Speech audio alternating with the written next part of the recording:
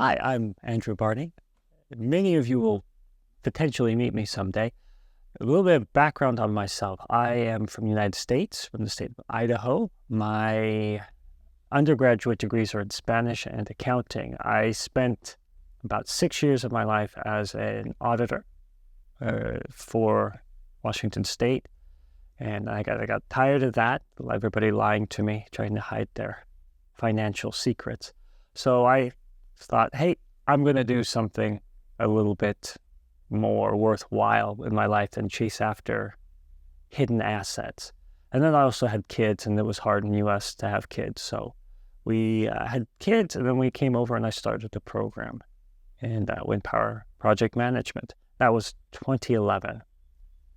So in 2011, when I started as a student, the program looked more or less like it does today. A lot of the elements were still there, but there were different teachers and kind of a different flow to the program. It was a bit more technical than it is now. And as a student, I did enjoy the program. I enjoyed working with my classmates quite a lot, and I still have a few of those connections are still out there with them. And I really appreciated that, working closely with each other in group projects and then being given the chance to work alone as well and show what I could do and what I understood. But a little bit after I graduated, I could not find a job in the field because it was a tough time to come out of the program. So I was looking around. I was on the island. My wife is Swedish, so I also had Swedish citizenship. So it was easy for me to just say, hey, I'm here. Do you need any help? And I reached out to the program, and the program reached back. And then I started a little bit of guest teaching, and then I started doing a little bit of research work, primarily around wind power and outreach. And then that became teaching for the program, first with the distance courses for the group, the department. And then from the distance courses, I started teaching more and more in the master's program. And I have enjoyed teaching quite a lot. It was not my expected career path. Like I said, I was wanting to get out into the industry. But once I got started in the teaching, it's kind of hard to stop. You get in a role, and then I found positions in the teaching that really fit me and worked well. And I enjoy meeting students every year. I have to admit that I don't remember everybody's names. It's been many years now since I started in 2012. But I do keep in touch with a few of the students, particularly the ones I have supervised, that I reach out to from time to time to see how they're doing.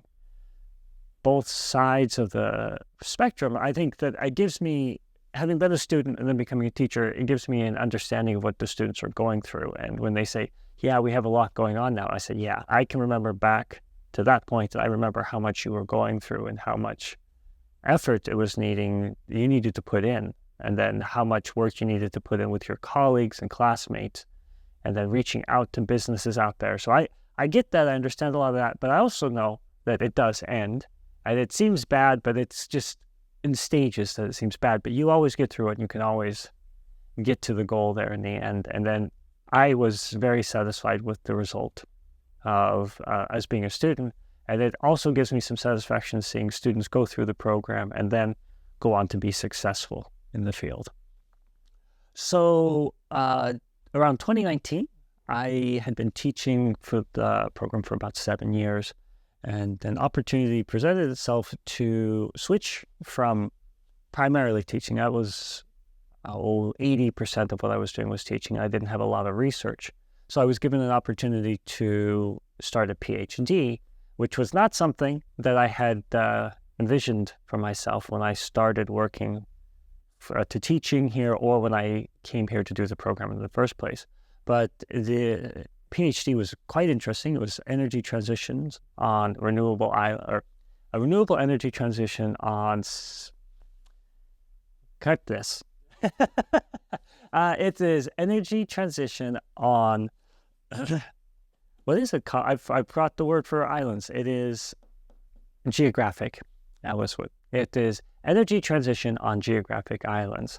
And I can't believe I forgot the full name of that, as I've only just finished, but a lot in the last month since I finished my PhD. But it wasn't my goal. It wasn't my target when I started, but it opened up, and being here and knowing who I would be working with gave me kind of a push forward to start doing the PhD. And I quite enjoyed it, and it was a surprisingly good fit for my master's program, the work in the wind power project management. Even though I didn't do hardly anything in my PhD about wind power, it was just energy transition and planning for it generally on geographic islands. But the wind is a part of that. But those so are solar and batteries and geothermal, and there are a lot of other options out there. But the understanding that the program gave me about wind and just energy transition and project planning let me really, I felt like it let me go forward and excel in the PhD. And a lot of the work in the master's program where you're working as both an individual, and a lot of PhD work is individual work, but a lot of it is also working in teams as you're writing papers, you're working in project groups. And that also was something that I benefited from the group work in the master's program. So I took a lot of that with me, even though at that point it had been about 7 years after. But still, it's still there. I brought it with me. I took it into the PhD position. And so if you are interested in doing a PhD, the master's program here is a good stepping stone to get there. Even though if it wasn't my first step along the way, it made it possible. And I think it also helped me be successful in the PhD.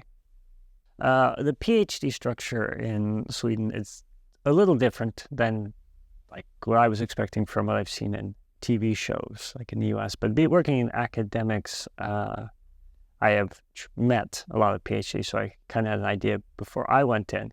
But the layout is it's normally a 5-year PhD program where 4 years of that is research, and then 1 year of that would be teaching. So in some cases, if you don't have any teaching, it would be a 4-year PhD. But the vast majority of PhDs do 5 years so they can get that 20% teaching, which is good to have as well. It's good to have a little bit of teaching under your belt, especially if you're going to stay in academia. If you're going to go out to business, it's also good to say, hey, I have teaching experience. I can teach my colleagues. I can share the information that I've learned. But so it's 5 years. And then there are checkpoints and milestones along the way where they say, okay, first year, present your introduction essay where you describe the research as you see it that you were going to do during your PhD. And the whole time you're getting input from your supervisors. Normally you have one main supervisor and normally 2 co-supervisors, but maybe more. And then after the second year, you're like, okay, this is how far I came. And then you do what they call a licentiate, which is, as I understand it, unique to Sweden, which is kind of your halfway mark. And which is a very formal way of doing it, but sometimes you don't need to do the licentiate. You can instead do something called a midway or a halfway seminar, which is a lot less formal than the licentiate, but essentially serves the same function without all of the checks and balances and the hard work that comes with like scheduling all of the specific bureaucracy behind the licentiate.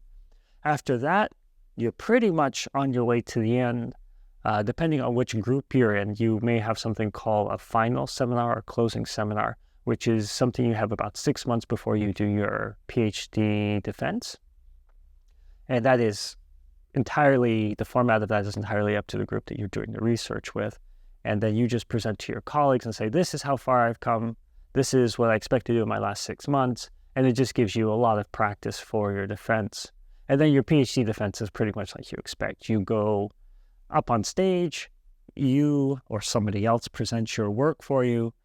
The person who you are having as your opponent talks to you about it. It's mostly just a conversation. You sit down. In my case, I sat down beside my opponent and we just went through my research and what I thought was important, what he thought was important. And then there were 3 actual people who were deciding whether or not I got my PhD listening in the audience. So they weren't doing most of the questioning. That came from my opponent, who does not get a say in whether or not you get a PhD.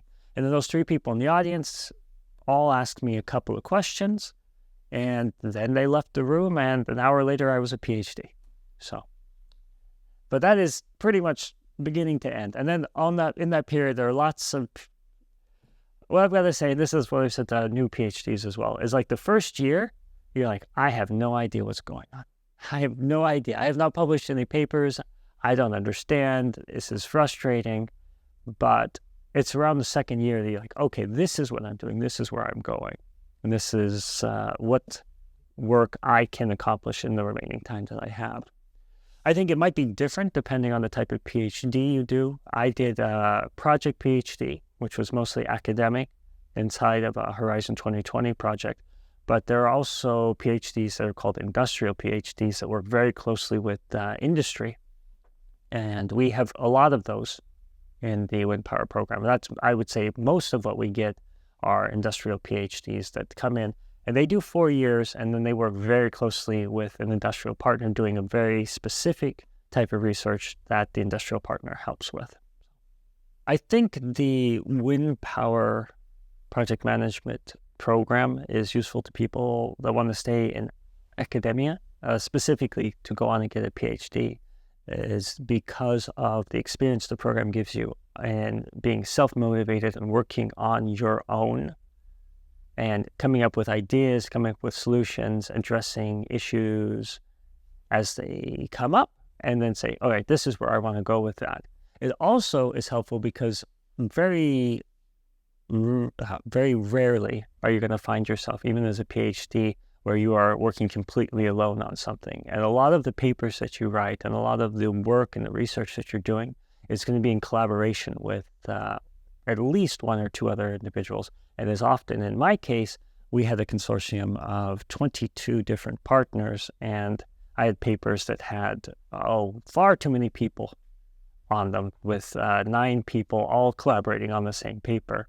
And if you don't enjoy group work on a project, group work on a research paper is also pretty bad, because everybody needs to say something, everybody wants to put their input in, and everybody wants to get access to it. And then everybody makes changes along the way, and it's your job as the first author, or maybe your job in your groups, to go through and say, all right, I need to take all of these ideas and then make them into one coherent, flowing paper that can get accepted and is showing something that is scientifically valid. And it's just like that in the master's program, where you're working in a group and you have people coming from different places giving different ideas that all needs to be integrated into a single valid, useful project that you can submit at the end. And that is something I did take away from the program, is that I've carried it through even with my teaching, because even as a teacher, you're working in groups, and different teachers have different ideas and different thoughts on the way forward. So, thank you.